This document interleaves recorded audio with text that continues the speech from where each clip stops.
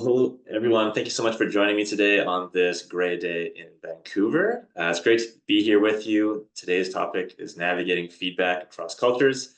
As Carissa mentioned, my name is Evan Duxbury. I am a dietitian and have a master's in global business. So for my own land acknowledgement, I'm coming to you from New Westminster. So I'd like to recognize and respect that this workshop is delivered from the unceded lands of the Halkomelem speaking peoples. And I'd like to acknowledge that colonialism has made invisible their histories and connections to the land. And I think this is a prime and tragic example of the difficulties we have communicating across cultures. And so I think it's a really appropriate topic that we're diving into today. So our objectives for today, first part of the workshop is going to deal with cultural feedback norms. So that'll include context. Cultures communicate high and low context, and cultures communicate directly and indirectly the feedback they have to give to each other. In the second part of the workshop, we will talk about how to obtain better feedback. So I hear a lot about giving feedback, a little bit about how to receive feedback, but as a leader, getting feedback from your teams and people around you is really important and not something I hear too much about.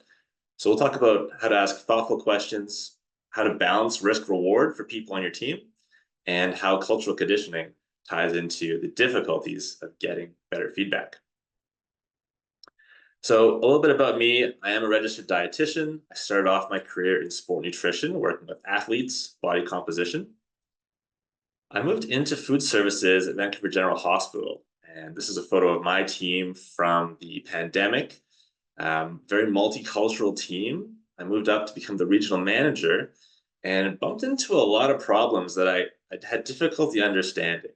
The cultures, communication was a challenge. Feedback wasn't always landing the way that I wanted it to, which is what inspired me to go and pursue a master's in global business to learn more about what I was observing and how we can work with this. So my team had 300 people on it. Very big team feeding all those patients at VGH. We had 5 managers working on this team to help support all those employees and over 13 cultures represented. So it was a very multicultural team.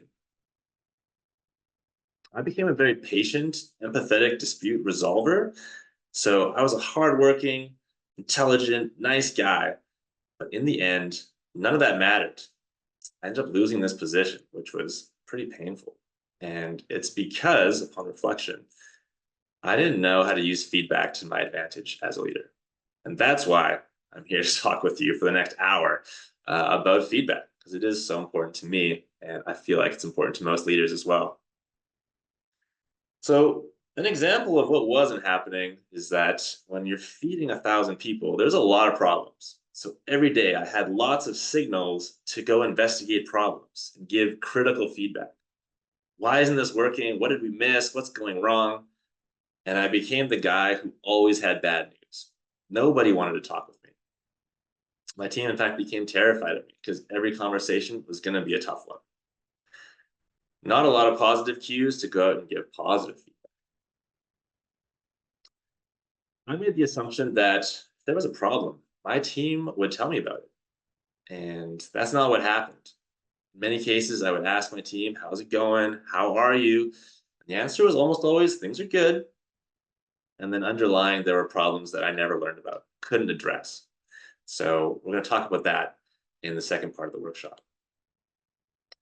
Lots of misunderstandings across cultures. So I saw the groups of cultures trying to give feedback to each other. Lots of conflict was popping up. For myself, trying to interact with different cultures, I would say things and they would land, not the way that I expected, and left me feeling confused. What was going on here? And so as we'll see, there's lots of cultural things happening around feedback. And then lastly, I wanted to be a good leader, supportive leader. So I didn't want to leave anyone feeling embarrassed giving them public feedback or critical feedback. And so on some occasions, I held back from giving feedback when it was really needed and would have really been important to give. So this is why we're here talking about feedback. So I'd ask you in the chat, if you think about an organization or yourself as a leader, Why do you feel like feedback is important? Why would it be important to an organization or a leader?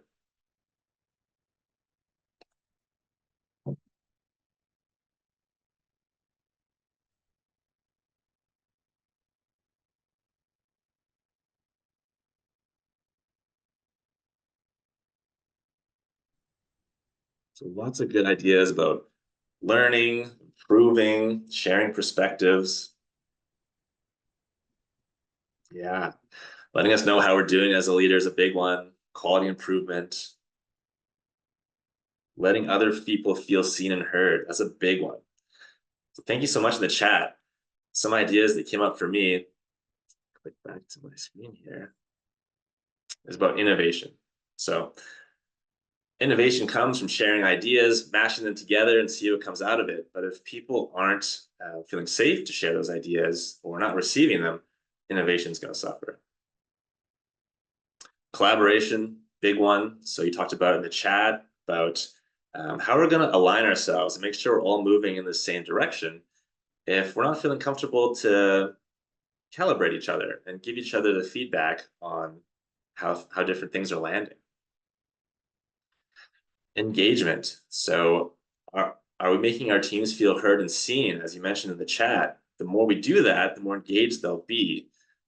But if their feedback's landing on deaf ears or the feedback we're giving them is making them feel small and unimportant, that's not going to work. And the last one, which you guys touched on in the chat as well, is about developing. So how do we develop our people? How do we teach them from our wisdom and experience to become better employees, better teammates? Very difficult to do that if our feedback is not landing very effectively. So based on the chat, I think we all agree feedback is really important. Now, why do we think it's so hard? In the chat, could you throw me some ideas? Like, what makes feedback difficult?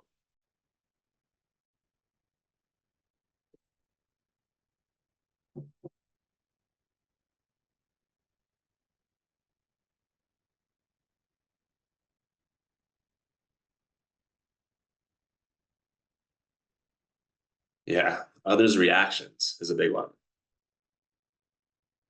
Yeah, difficult to give good feedback without blaming people. If we hurt their feelings, that hurts the relationship, creates a negative experience at work. Yeah, and wanting to be the nice guy. We don't want to hurt people's feelings. So you're absolutely bang on. So for me, first thing that came to mind was lack of trust. Big one is if I have feedback for you, do I trust that you're going to be able to receive it and maintain our relationship and keep the workplace going the way it is? In many cases, I don't trust you to do that. So I'm going to hold back on my feedback and just hope you figure it out on your own. In the chat, you talked about the fear of hurting others, which is very related to this lack of trust. I could share with you, but the cost could be really high. So I don't know, the reward's not that big. I'm just going to hold back on it. We don't have any training on feedback. I've never really heard of feedback training. Um, so a lack of training, lack of skills makes it very difficult, especially for most people in the workplace. And then, as mentioned there in the chat, totally. So different cultures, different styles, different norms make it difficult for us to predict what kind of messages are going to land most effectively and how to create those messages. So my hope is today we'll make some progress on this. So we're going to dive into feedback across cultures. And to make the most out of this, I'd like you to think about an example or a story from your own life where feedback didn't go the way you wanted. And we're going to build on that throughout the next half hour or so. So you may have something that's already fresh in your mind, but if you need any suggestions, this could be an example of where you observed interpersonal conflict between two other people. Could be that you gave feedback and accidentally offended someone. Could be the inverse, that you felt offended by someone else's feedback. And it could be that your feedback is landing on deaf ears and you're not feeling heard. These are just ideas. There's lots else out there. But if you can find a story for you where feedback broke down, this workshop is going to be a lot more valuable.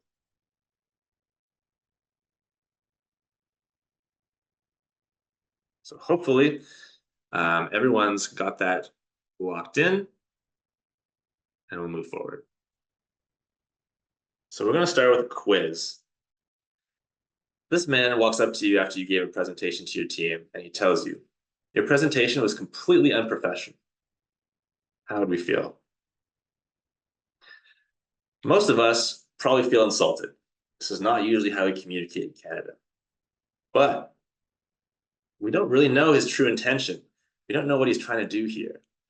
It's possible that we could find a place to be curious. And in the chat, some ideas about feeling embarrassed, confused, annoyed. Totally. Yeah, absolutely. Quiz question number 2. You give a presentation and this woman gives you feedback. Amazing job. I think there's room for adjustments, but really well done. Does she like it? Or does she not like it? So tough to answer at this point, but as we go through this presentation, we'll get the answers. Third and final example, I've just finished my presentation and I asked this woman, what did you think? And she waits a moment, she inhales, and she tells me it had many strengths. Does this woman like my presentation? Not. So again, we don't have the information yet, but through this workshop, we're going to start to understand this. So a lot of what I'm presenting today is pulled from a book called The Culture Map, which we studied in my master's degree by Aaron Meyer.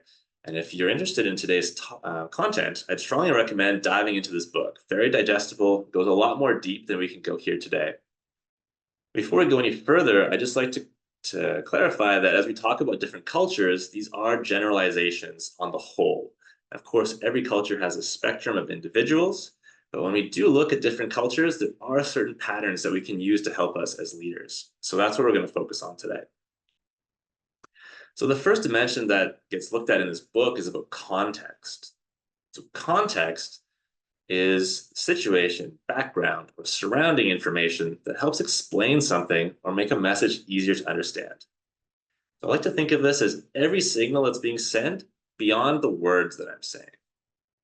So as you can imagine, there are cultures that communicate with low context and cultures that communicate with high context. So if you were to guess, well, we'll say that actually, but I'll tell you, Canada communicates in low context. Canada is a country of immigration, and early on, we realized that we need to say a lot of things because we don't have a lot of shared meaning that we can rely on.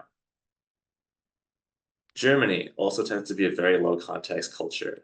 Brazil sits in the middle, and then many of the Asian, well, let's do France first, but France has, in some estimates, French has half as many words as English. So there's a lot more room for other signals to play a role there, whereas in English, we can be more specific with our word choices. Now, many of the Asian, African countries tend to be high context.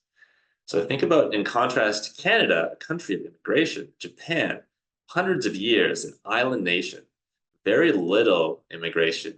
So lots of time to build a sense of understanding of deep meaning and clear understanding of what these signals mean. So they're able to operate without saying as many words. So some examples is for today in my presentation, I told you what I'm going to tell you. Now I'm telling you, and then at the end, I'll tell you what I told you. So a lot of words in this presentation. In the West, we love contracts. Put it in writing or it didn't happen. A homonym is a word that sounds the same as another word that has a different meaning. So this morning I saw a deer on the lawn, whereas I was having breakfast with my dear wife. You can use the context in that sentence to understand which deer I'm using. In English, we don't have many of those, but Japanese has a lot. And if I'm speaking with someone and they're refusing to put things on paper, they're using the words aren't very clear, it's very high context, that lands as deceptive.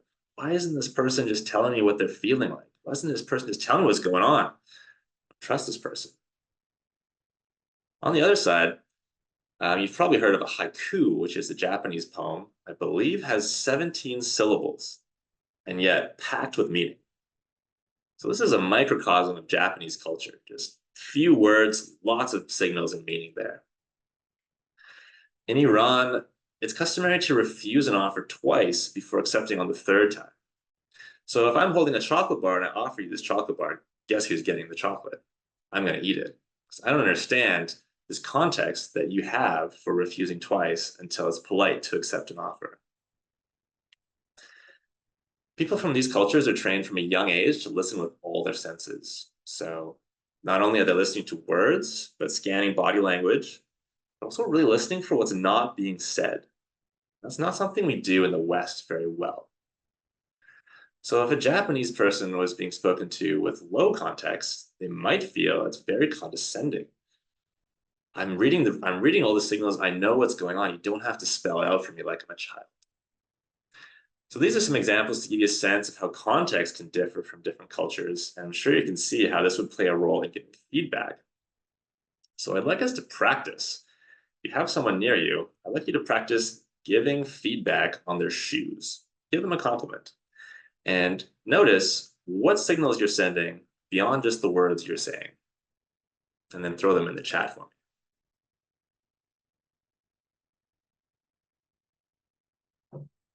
If you're alone in a home office, you might have to make an imaginary friend. Practice saying it out loud.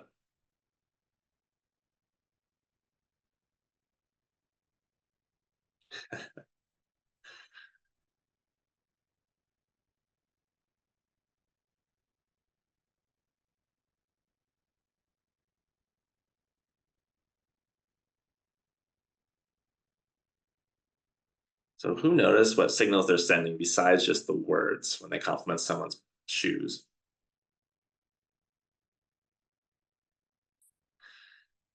Yeah. So body language, smiles, nods.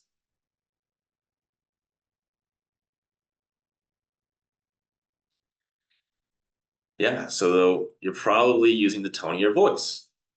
Have a high tone. This is a happy message. Using a facial expression like a smile to soften the message. And you're using either like pointing at the shoes or looking down at the shoes so everyone knows what shoes we're talking about. So I'd like you to try this again and only use words.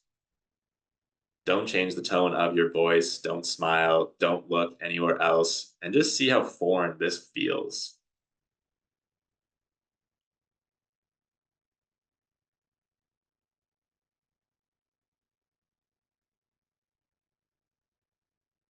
If you have any feedback, feel free to throw in the chat. Okay, not very trustworthy. Yeah.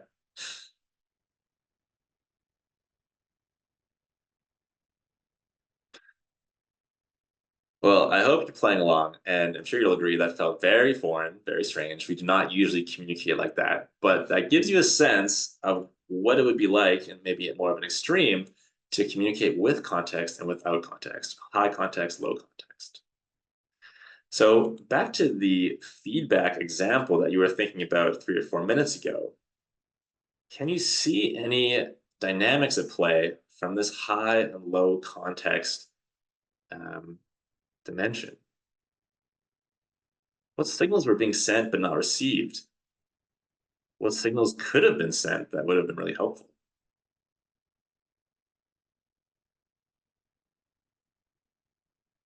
So again, you can just think about this. I'll ask you to share more clearly in the future, but this is how we're going to use that example to make this more meaningful and applicable to you and your teams. So the example that I was going to share, and I'm sharing right now, I had a coworker of First Nations ancestry, and I chose to give her some feedback that I thought was really courageous, really helpful, and landed very critically and landed as racist. It's the first time I've been called a racist in my life, also difficult. So context was at play here. The feedback was about eye contact, and I felt I felt very confused when I spoke with her because we never met eyes, we never had eye contact, and so I found myself I couldn't trust that she was paying attention to what I was saying.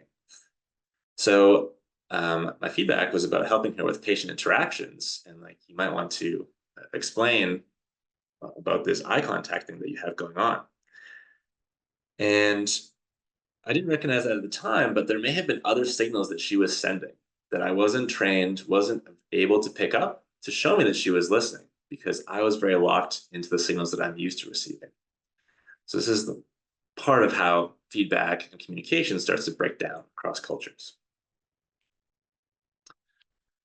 So we've gone fairly far without actually defining what feedback is, but one definition is sharing a perspective to deliver helpful information or criticism to create a change in behavior. And as leaders, we want to aim for that first idea of helpful information, try to avoid criticism, but often difficult to do so. Now, the directness or indirectness that cultures communicate with plays a big role in feedback. So I would ask you, if we were in person, I'd probably ask you to point out where Canada would fall on this dimension. And many of you would suggest direct, which is what I would expect, because we're low context. So when we're talking about feedback, it should be pretty direct. But in fact, we land right in the middle. So Canadian culture tends to be direct unless we're talking about feedback, which can be very confusing for anyone who's new to Canada. Um, yeah, in the chat, I was going to ask if anyone's come to Canada and found this incredibly confusing because we hide our negative feedback in a sandwich of positive messages. So I mean, you can begin to see how confusing this is for other cultures. So Japan, a lot of the Asian nations and African nations stay up very consistent that they're tend to be very indirect with their feedback. So getting feedback from these nations, if they're on your team, can be more difficult than you'd expect. Yeah, exactly. So Brazil stays in the middle. Germany or the Dutch in the chat tend to be very direct cultures. And France moves a little bit more direct. So if they were giving you a compliment on your shoes, they leave it up for you to kind of do some interpreting. But if you cut the cheese in the wrong fashion, they will tell you exactly what you've done wrong. So some examples. In Germany, if you're in a boardroom, as it would be not uncommon for someone to stand up and tell you, hey, that presentation wasn't very good. Be very public, but in Germany, not necessarily rude, it's actually polite to be very clear about how this person could improve and be very honest with how that message has landed.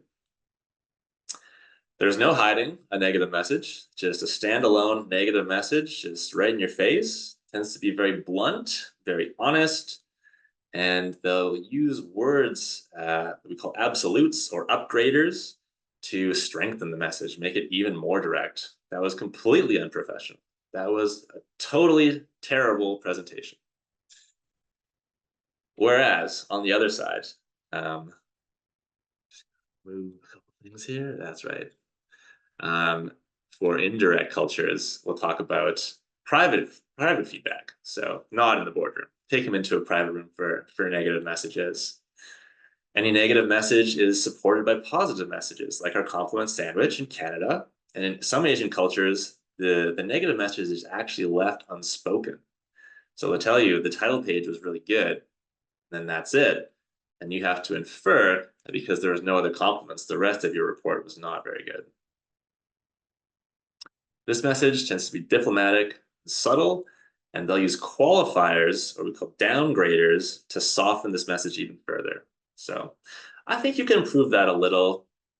It's possible you could make that better.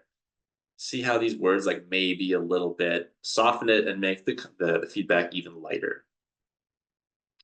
So if you're playing along at home, to practice this, I'd like you to give, we'd have to make it up because I'm sure everyone's wearing beautiful shoes, but practice giving negative feedback to someone about their shoes and notice how you soften the message or strengthen the message. And if you want to share it in the chat, I'd appreciate it.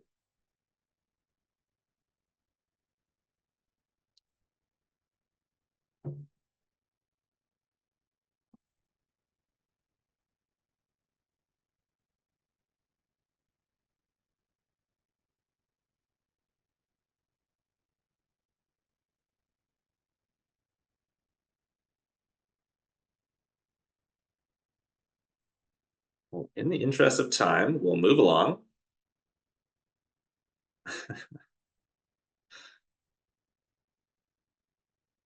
That feedback's far too positive. I hope I said giving negative feedback.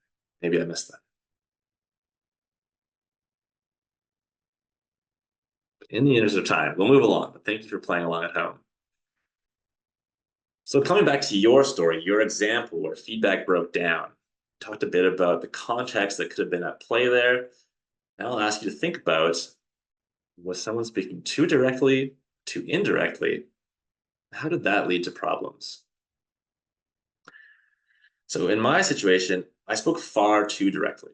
I was too blunt, and I spoke from my own experience too freely. Um, when I told her that I was confused when she wasn't making eye contact with me, I could have softened that with positive messages. I could have instead asked her questions to help bring her to the same conclusion rather than just throwing it right at her and seeing how she reacted.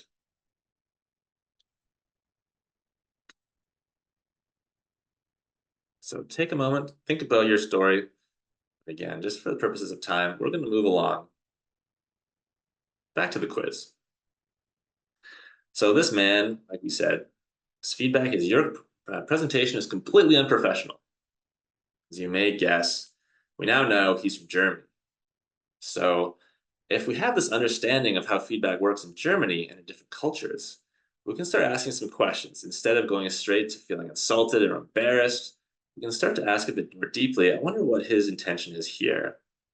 And if we bring this cultural lens to feedback, we can start to get to the true meaning of the message rather than how it's landing with us. So there may be an opportunity here to get curious.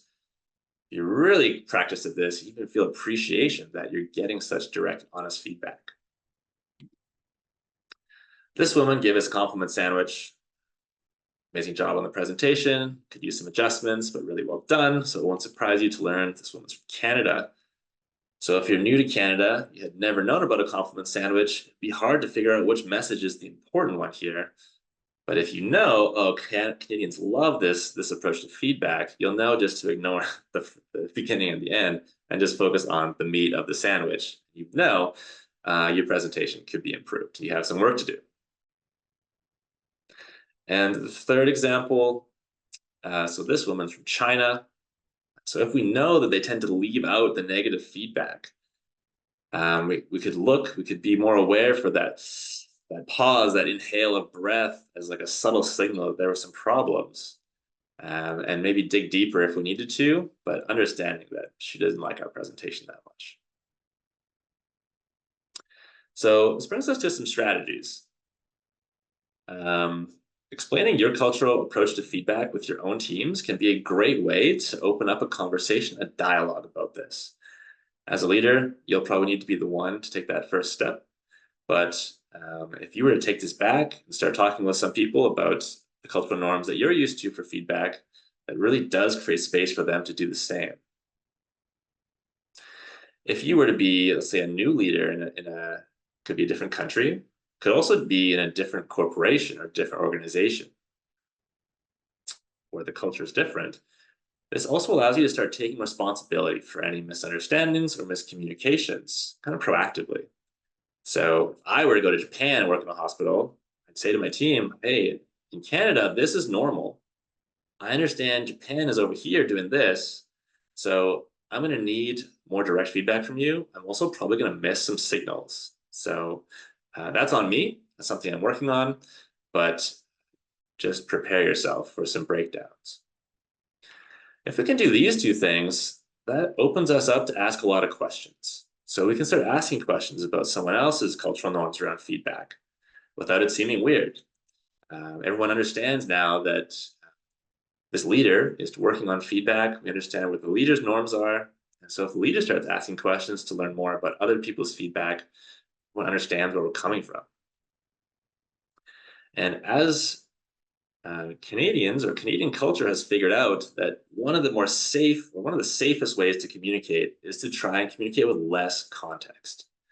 So the more we can think about what signals we're sending that may not be received by the audience, the more we can try and verbalize that in a low context way to make sure all the signal, all the meaning we're delivering is landing.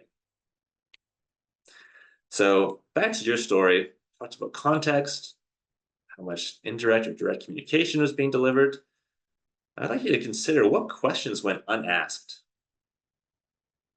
In my own example, I didn't ask myself, what signals am I missing? That was not even on the radar. And I didn't give myself a chance to ask her a question about how do you, in your culture, communicate that you're listening to someone? And you can see how both of those questions would have led me to a much better outcome. I'd also invite you to consider what might have happened in your story if you'd been able to operate with lower context. So, if I'd been able to verbalize a bit more of the assumptions and signals that I look for from my Canadian culture background, I might have helped her understand what was happening, what was going on. If she had operated from lower context and told me a bit about her cultural background, explaining that eye contact is reserved for more intimate communication, and that's going to be something that you may notice, that would have put me at ease and helped me understand what was going on as well. So we've dived into your story. These are the four main things I wanted you to consider about how we could have changed the outcome if we had a chance to replay that. Curious if anyone is feeling brave or courageous enough to share in the chat one thing that they might change about that situation where feedback kind of broke down for them.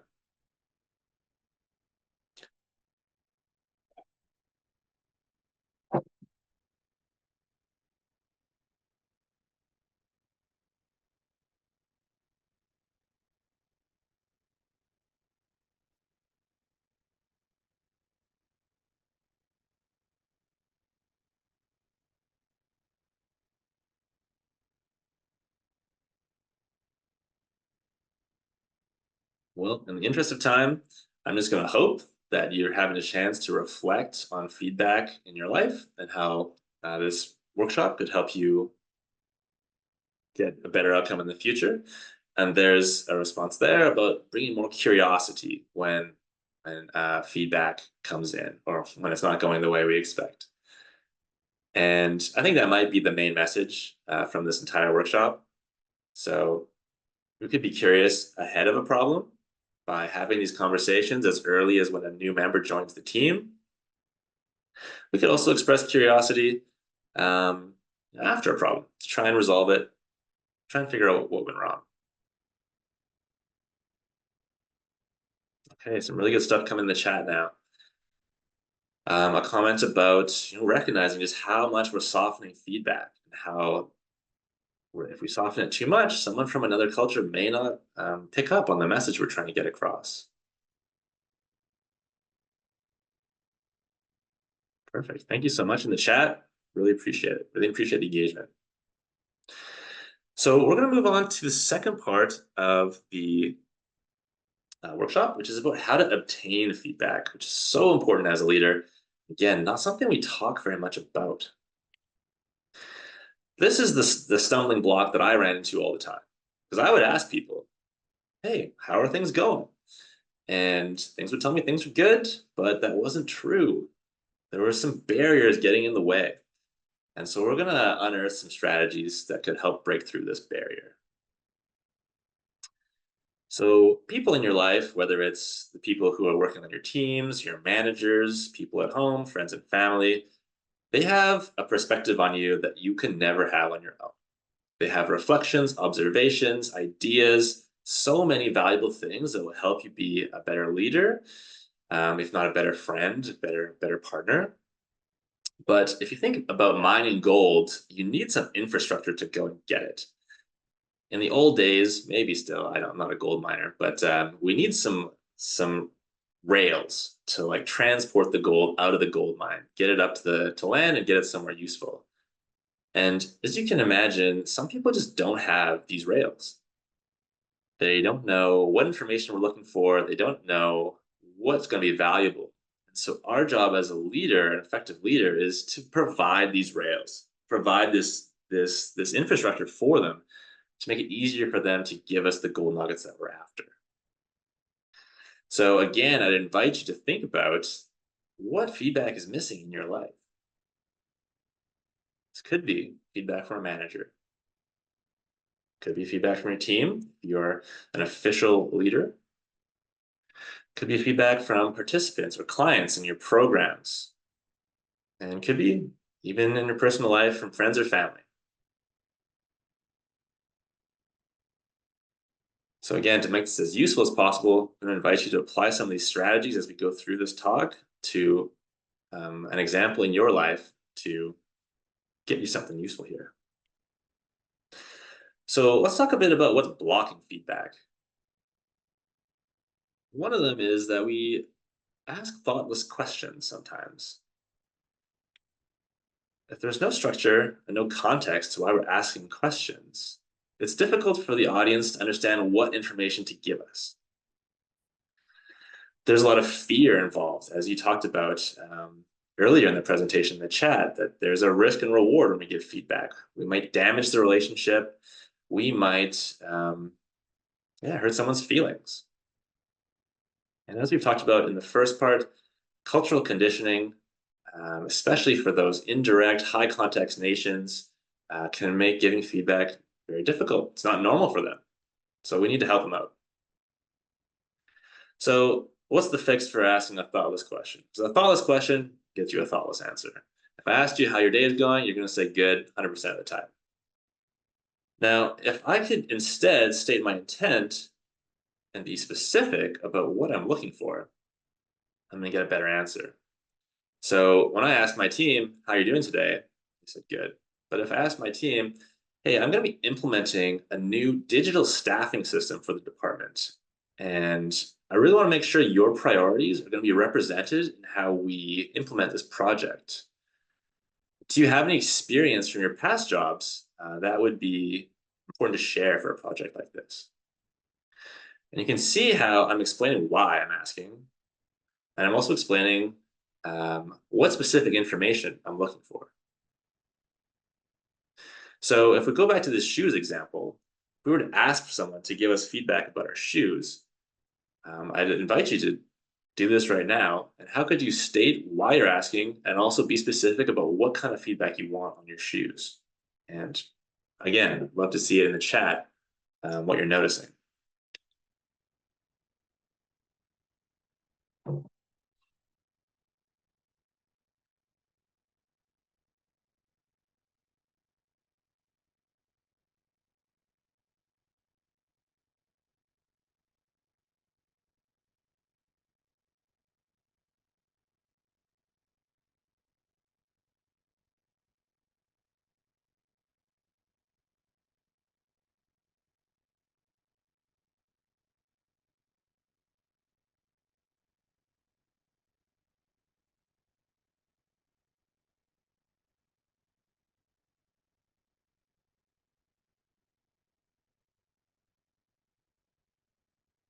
So a great example in the chat.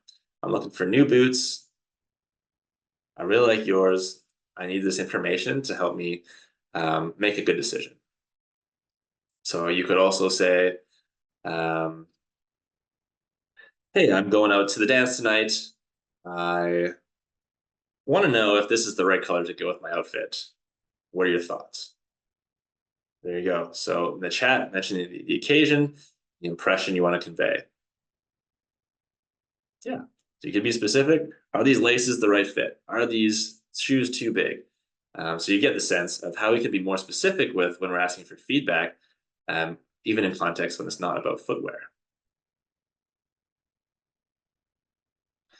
So back to your story, we're scanning for missing feedback in our lives.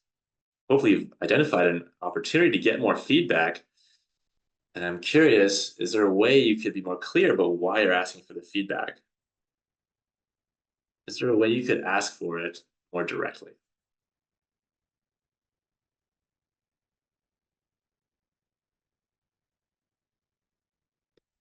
So we'll move on to our second roadblock, which is about fear. So for me as a leader, I have a lot of power over everyone in my department. And as a result, there's a lot of risk when it comes to giving me feedback, especially honest feedback, maybe feedback that I don't want to hear. So any thoughts in the chat about why you might not give feedback to your boss?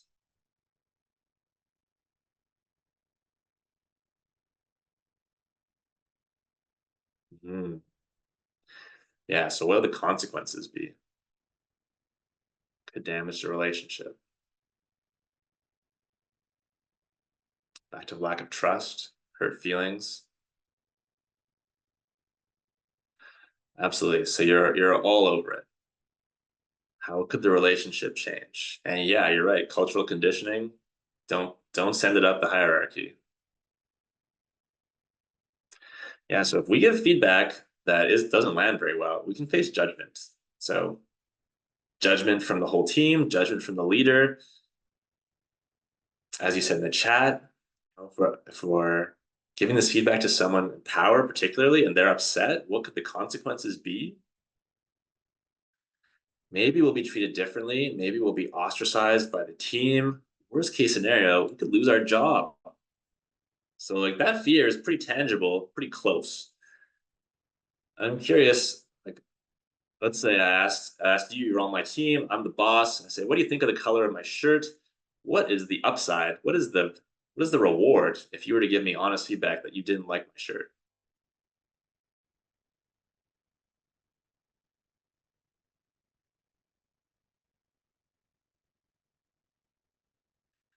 So definitely, if we can be trusted as someone who gives honest feedback, and our manager is someone who appreciates honest feedback, that could build trust, could build a relationship.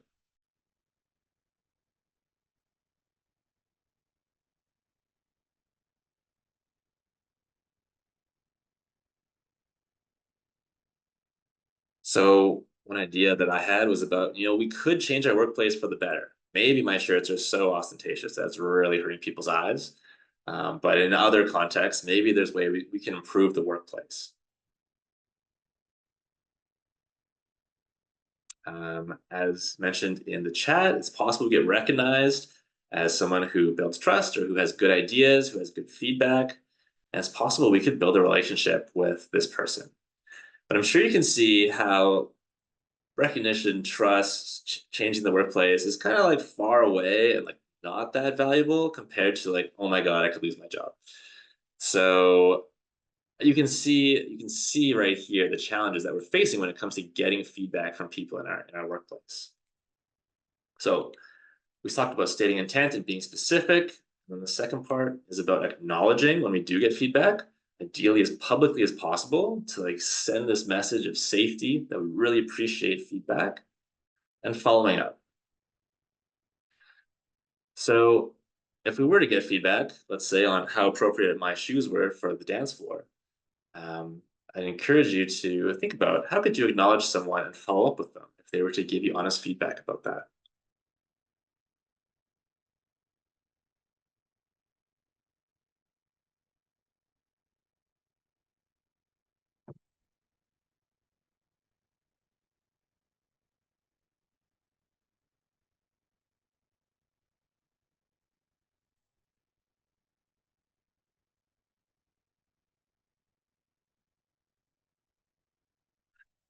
Great observation in the chat about the extra layer of complexity that happens when we are working remote.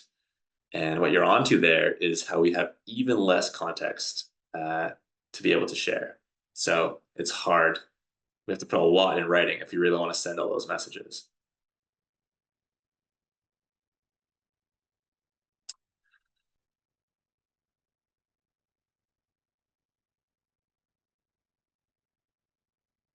Yeah, so one comment in the chat is about coming back to specifically saying thank you, appreciate it, it's valuable. Being specific to show what we remembered and noticed in that feedback. So for me, acknowledging by email, meeting for coffee, safe environment, good idea. So for me, if I had asked my team for feedback about that digital staffing system, I could come back and say, thank you so much, really appreciate that, made a big difference. Um, with your feedback, we were able to implement it and avoid these 3 or 4 problems, which would have been a really big deal. So please feel free to keep giving me your feedback in the future. So you can see that by coming back to them with the impact this feedback had, really makes them feel safe, really makes them feel important at the same time. Carissa, I'm seeing a raised hand. Should Mhm. we, should we, is there a question there?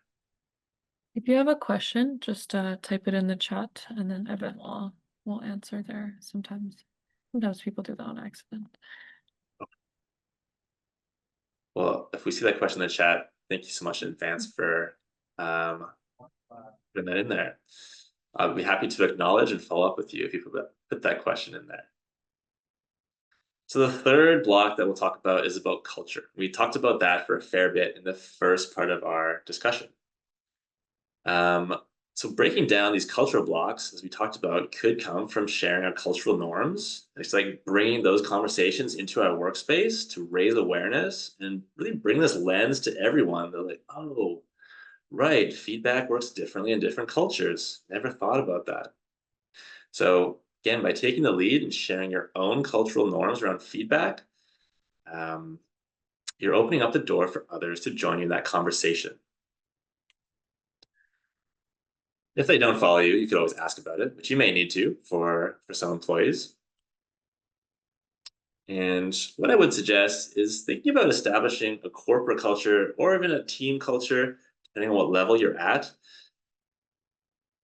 It normalizes the activity of feedback. So if I go up to Timmy over here and hey Timmy, I have this feedback for you, and no one else is giving me feedback, like that lands as like a personal thing because it's something special, something unique that's happening between myself and Timmy. If we have a team agreement about how we're treating feedback, if we talk about it at the interview stage with our staff, if we're building this culture and this and normalizing this behavior, Timmy sees everybody else giving and receiving feedback. If I step up to him to give feedback, this is no longer a personal thing. This is just something we do in this group, in this organization. So that's one of the ways we can really lower the barriers by normalizing it across the whole team. And the fourth one is modeling it yourself. So hopefully this workshop has given you some ideas of how you could model more effective feedback, particularly across different cultures on your team. And if you're able to model that as the leader, it's definitely going to start to pick up with your team once they're seeing that happen. You're showing them the tools, you're showing them how it's done, and kind of modeling this corporate culture I mentioned in the previous point. So to wrap up, um, we talked about cultural feedback norms with high and low context, direct and indirect communication, and we thought a bit about how that impacts the way you're giving and receiving feedback with your team. We also talked about how to obtain better feedback from members of your team, maybe from different cultures. And again, we talked mostly about national cultures in this workshop, but I'm sure you can agree that a background in a different corporation can lead to a different culture. Where we're raised, how we're raised, all of these things shape kind of be called a personal culture. So obtaining better feedback comes down to asking thoughtful questions, lowering the risk, raising the reward, and being aware of the cultural differences that might be getting in the way of getting the information you need to be a really effective leader. So I'm happy to open the floor up now. We're finished a few minutes early. If anyone has any questions for me about feedback.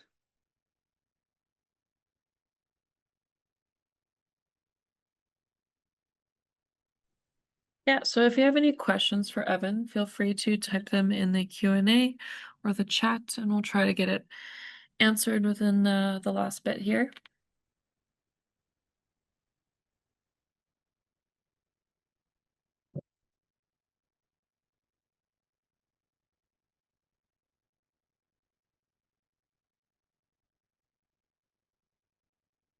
I see a lot of thank yous, so great insights.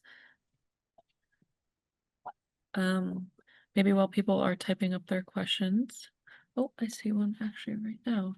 Do you have any suggestions for neurodivergence or personality disorders, etc.? I don't have any personal experience or research with this audience, but I think many of the principles would still apply. So that might be an example of a personal culture that will shape how they give and receive feedback. So if we think about this workshop and some of the questions that we're thinking about asking, um, if we're able to explain to this person what's normal for us, invite them into a conversation, asking what's normal for them. We can learn about how much we need to verbalize. Maybe there's signals that they're not able to pick up, not trained to pick up. We can learn from them if they need more direct communication for them to pick up the signals, or if in the past being too direct has really hurt them. So, like I said, I don't have any specific examples for that, but I think in a similar way, it's about bringing curiosity and bringing a lens that there may be something more going on when feedback is breaking down, as opposed to just they don't like me or they don't understand me. So yeah, my answer would be to explore some of those conversations and questions if possible to learn more about how they like to give and receive feedback. Very good. There's another comment here. It's an insightful session. The feedback is a skill I find tough to hone in on, so I'm really glad I was here. Someone else asked, how do you get feedback from a boss who has a difficult personality? Getting feedback. So, I mean, a difficult personality can mean a lot of different things. I would suggest the strategies that we discussed here today. I would suggest tying it to something that the boss values. So if you were to say like feedback on blank would help me perform better in this way, typically any manager or boss would, even if they're very self-motivated, be interested in getting that outcome for themselves and the team. But like we said, if you can be specific, explain why you're asking, explain specifically what kind of information you need and you're looking for, that should help guide you to getting the information. Now, like I said, the more you can tie that into something that's important to them, the more willing they may be to engage. But I guess it really depends on the personality of that boss. So I hope that that helps get you at least halfway there. But great question. Someone else asks, are there courses on receiving feedback or tips on ways we can help team members who take feedback poorly? I'm not aware of options out there. I know UBC has a lot of programs for professional development about communication. So without I haven't memorized their um, catalog, but I suspect there's some stuff at UBC to look into for leadership development. And if you work for a health authority, I know they have a lot of specific programs and resources that may be good to check into as well, depending on where you work. Yeah, good points for sure. I don't see any other questions in the chat.